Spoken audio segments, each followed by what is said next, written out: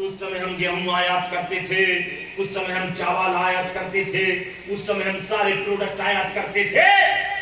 ये उस समय का भारत था। लेकिन अब 2021 का भारत है। आज विश्व में सबसे अधिक दूध कहीं पर उत्पादित होता है तो वो मेरे भारतवर्ष में होता है। आज विश्व में सब्जी का कोई सबसे बड़ा उत्पादक देश है तो वो मेरा भारत देश है। आज विश्व का दलहन और तिलहन का कोई सबसे बड़ा उत्पादक देश है तो वो मेरा भारत देश है।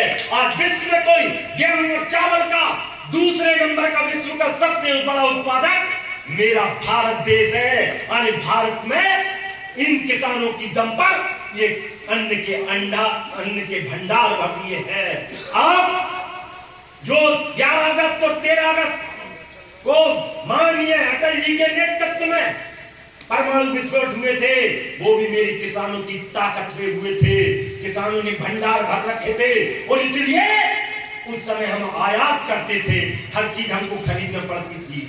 अब हम निर्यात करते हैं, हर चीज हमको बेचनी पड़ती है। तो हम किसान भाषा में इतनी तो समझ जाएं, आयात के समय कोई चीज हम खरीदते हैं तो उस पर टैक्स लगेगा तो हमारे देश का धन अधिकतम जाएगा, और निर्यात में टैक्स लगाने पर धन आएगा। तो नीतियों में बदलाव होना चाहिए कि नहीं भैया? नीतियां बदलनी चाहिए कि नहीं भैया? जो जैसी नीतियां बनी थी उस समय और हम नीतियां उस समय तो आरबीसी 6-4 हमने उसकी लड़ाई लड़ी और लड़ा है। वो आरबीसी 6-4 मजाक थी कांग्रेस के जमाने में। 50 पैसा, 1 रुपया, 2 रुपये किसान के खाते में मिल जाए और चेक बांट रहा है। उमंग सिंगार के हाथ से चेक बट रहा है, 2 रुपया किसान के खाते में मिल रहा है। 2 रुपया में कहा थे यार, अब तो तुम्हारी 10 रुपया मान लगी हुआ है। पीछे वाले बते बीड़ी को गंडा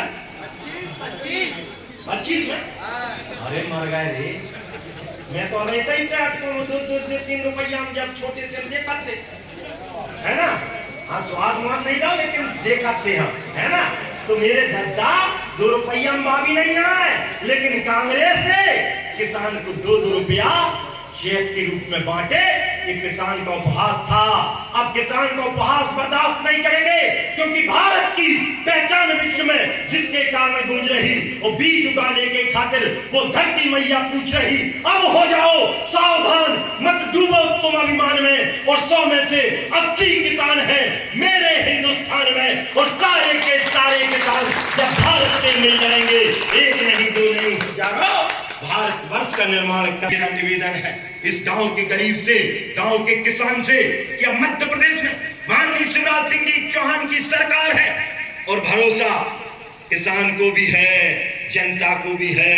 अभी उपचुनाव हुए, उपचुनाव में अर्रा के वोट नहीं है कि जीते नहीं, हमें ये पता नहीं चलो कितने कैसे है। जब जनता जब उड़त है नहीं, और उड़त कहाँ है?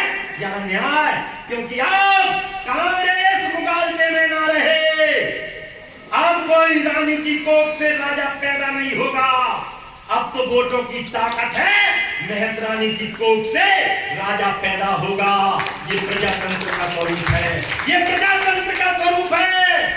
अब भैया राजा राजवाड़ों से नहीं बनेंगे, आज राजा ऊपर के लोगों से नहीं बनेंगे।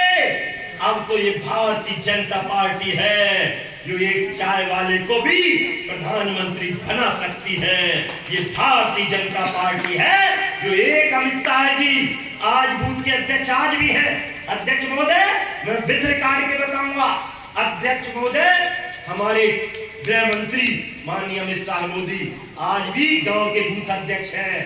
तो एक निवेदन है, वैसे जहां सब वैसे ही नेता बैठे हैं कि कोई यदि बड़ा पद पा जाए तो ये न समझे कि गांव में अब तो मैं बहुत ही बड़ा होगा।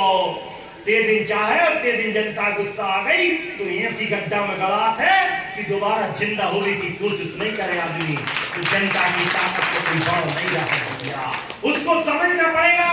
हमारे गृह मंत्री को बूथ अध्यक्ष बनने में शर्म नहीं आ रही? हाँ मैं तो फलाना अध्यक्ष हूँ, मैं मेरे गांव से कहां देख पाऊं।